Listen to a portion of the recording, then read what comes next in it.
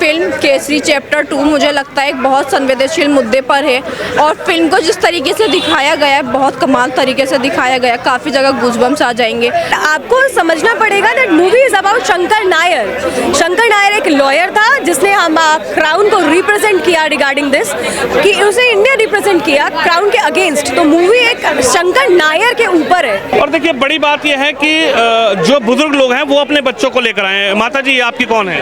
मेरी पोती है। पोती है। और ये पोता है। जिस तरीके से जलियांवाला कांड जो हुआ है वो तो आपकी याददाश्त में होगा, जब आप युवा भी हुई होंगी।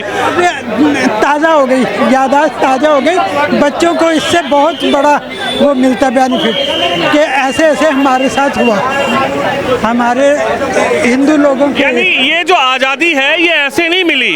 देश जो आज़ाद हुआ है, बच्चों को पता चलेगा इस बारे में कि आज़ादी ऐसे नहीं मिली, बड़ी मुश्किल से, बहुत स्ट्रगल से मिली है। क्या दर्शाया गया आगे फिल्म के अंदर? आपको क्या लगता है जलियांवाला कांड, एक आदेश पर जनरल डायर ने लगभग सैकड़ों लोगों को उस तस्वीर को देखना पड़ा, क्या कहेंगे? बहुत जो सुना था, जो देखा था, आज वो बिल्कुल क्लियर सामने आ गया कि ये गलत हुआ, बहुत गलत हुआ। आपको क्या समझ में आया बेटा देख के फिल्म? मुझे मूवी बहुत अच्छी लगी एंड मैं से 5 में से 5 देना चाहूँगी। और इसमें ये बताया गया है कि हमें अपने इंडिया के लिए पूरा लड़ना चाहिए, किसी के अंडर में नहीं आना चाहिए। एंड बहुत अच्छी थी है। तो इससे बहुत देखा कि कैसे सैकड़ों लोग दीवार के सारे उस पार्क में खड़े हुए थे और एक अंग्रेज जनरल डायर एक आदेश करते हैं फायर, उसके बाद तमाम जो सिपाही होते हैं, अंग्रेज सिपाही, वो गोलियां चला देते हैं और उसके बाद तमाम जो लोग होते हैं, निहत्थे सिख समाज के भी लोग होते हैं उसमें, वो मतलब एक तरीके से लाशें बिक जाती है वहाँ पे। वैसे मैं ये कहना चाहूँगी कि हिंदुस्तानी किसी से भी डरते नहीं है। वो उन्होंने फायर बोला लेकिन वो तब भी भागे नहीं, वो वहीं खड़े रहे।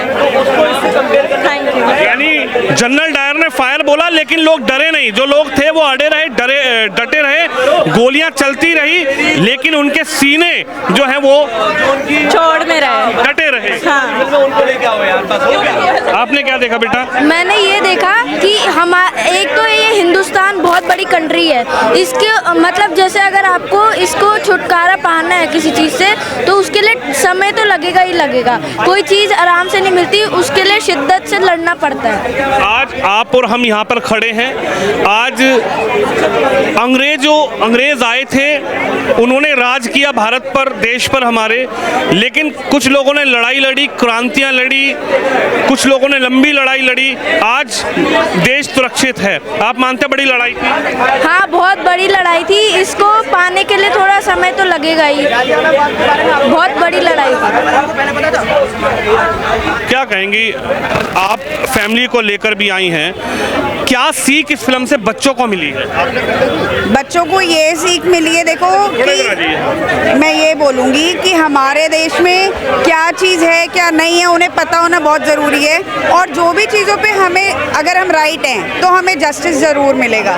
ऐसा नहीं है कि गवर्नमेंट मिली हुई है या पुलिस मिली है, कोई भी ऐसी चीज़ नहीं है। मैं बोलूँगी सभी को जो भी राइट है, अगर आप कोई गलत स्टेप करते हो तो आप हमेशा आगे आपको भुगतना पड़ता है। जैसे कि माधवन ने भी देखा कि माधवन गलत के लिए लड़ रहे थे, बट एट दी एंड उनको ये पता चला कि सही क्या है और गलत क्या है। अक्षय कुमार लगातार अपने स्टंट के लिए जाने जाते हैं।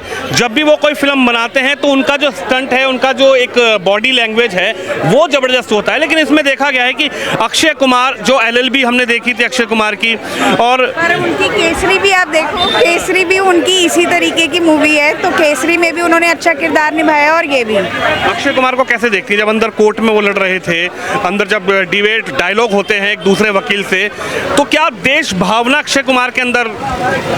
वो बिल्कुल किरदार में डूब जाते हैं और वो सेम ऐसा ही लगता है कि सच के लिए लड़ रहे हैं, ऐसा नहीं लगता कि हम मूवी देख रहे हैं।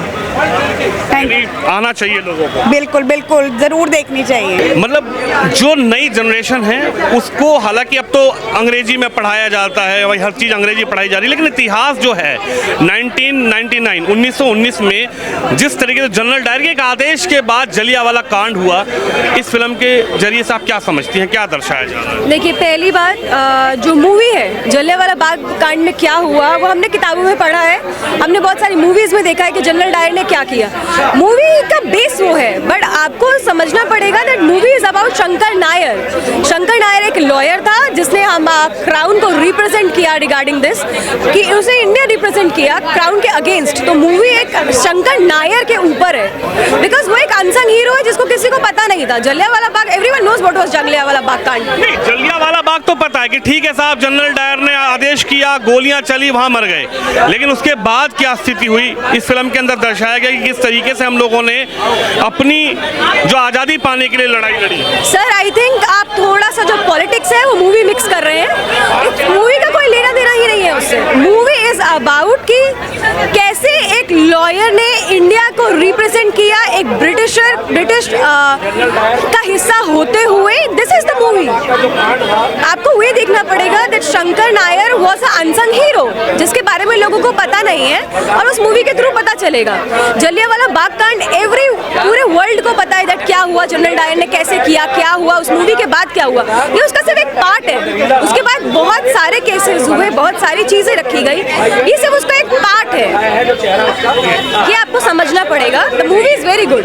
आई थिंक लोगों को थिएटर में देखना चाहिए एज कंपैरिजन टू OTTs। यार, ये फिल्म केसरी चैप्टर 2 मुझे लगता है एक बहुत संवेदनशील मुद्दे पर है, और फिल्म को जिस तरीके से दिखाया गया है बहुत कमाल तरीके से दिखाया गया है। काफ़ी जगह गूज़बम्स आ जाएंगे। और आप कह रहे हैं किताबों का ज्ञान, लेकिन किताबों में हमने इस वकील के बारे में नहीं पढ़ा है जिसने हमें वहाँ इंसाफ दिलाया। हमें सिर्फ इतना पता है कि एक हत्याकांड हुआ, जेनोसाइड किया अंग्रेज़ों ने हम पर, उससे ज़्यादा हमें नहीं पता था, मुझे तो नहीं पता था। तो मुझे लगता है, और जो फिल्मों के माध्यम से मुझे लगता है जो हम एक फिल्मों में देखते हैं, तस्वीरों में ज़्यादा देखते हैं या सुनते हैं, हमें ज़्यादा याद देता है खुद पढ़ने से ज़्यादा। तो मुझे लगता है आपको अपने बच्चों को आकर के भी ये फिल्में दिखानी चाहिए।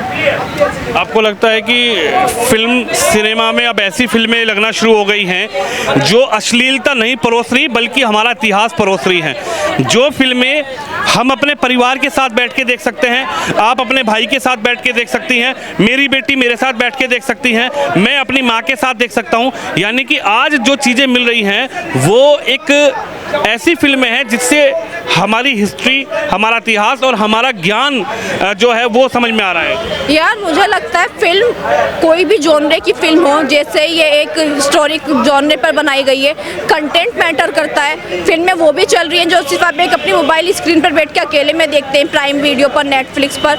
एक कंटेंट में ना लोगों को वो पसंद आता है जो वो देखना पसंद करते हैं। हर जॉनरे का अपना एक अलग ऑडियंस होता है। मुझे लगता है जो केसरी चैप्टर 2 है इसका एक अपना अलग ऑडियंस होगा, और ये फिल्म बहुत अच्छे से बनाई गई है। तो मुझे लगता है कंटेंट मैटर करता है, ये मैटर नहीं करता उसमें अश्लीलता कितनी। आप अश्लीलता पूरी डाल दी लेकिन फिल्म का कंटेंट नहीं होगा तो वो जनता पसंद नहीं करेगी। आपको क्या लगता है जब जनरल डायर ने आदेश दिया, वो सीन जब आपके सामने चल रहा होगा तो क्या वो तस्वीर आपके जहन में पैदा हुई होगी? यार, हमने सिर्फ जलियांवाला बाग के बारे में पढ़ा, मुझे हिस्ट्री पर्सनली इतनी पसंद नहीं है, तो वो पढ़ करके हमारे दिमागों से निकल गया। मुझे लगता है जो पंजाब या अमृतसर के लोग हैं उनके दिल दिमागों में ये चीज़ बैठी हुई है, क्योंकि हम यहीं दिल्ली में पले बढ़े, तो हमने सिर्फ सुना है। लेकिन जो वहाँ के लोग हैं उन्होंने उस चीज़ को महसूस किया है, वो लोग वहाँ पर जाके उस चीज़ को देखते भी हैं। तो मुझे लगता है यार ये फिल्म बहुत अच्छे से बनाई गई है, बहुत सारे रोंगटे खड़े करती है जब वो जलियांवाला हत्याकांड दिखाया गया। अब याद रहेगी ये? बिल्कुल याद रहने वाला है, हमेशा हमेशा। बिल्कुल नहीं, बहुत अच्छा है। देखिए, हमारी जो न्यू जनरेशन है वो इस चीज़ को भूल चुकी थी। उनको केवल जलियांवाला बाग याद है, लेकिन उन्हें पता है, लेकिन ये नहीं पता कि उस जलियांवाला बाग एक्चुअल में हुआ क्या था वहाँ पर। तो इस फिल्म के ज़रिए न्यू जनरेशन को ये बता दिया गया है कि अंग्रेज़ों ने कितना जुल्म हम लोगों पे किया था, तब कितनी मुसीबत के बाद में ये देश आज़ाद हुआ था। उस चीज़ के बारे में आज ये न्यू जनरेशन जानेगी, तब उनको समझ में आएगा कि कितनी परेशानी के बाद में ये देश आज़ाद हो पाया था।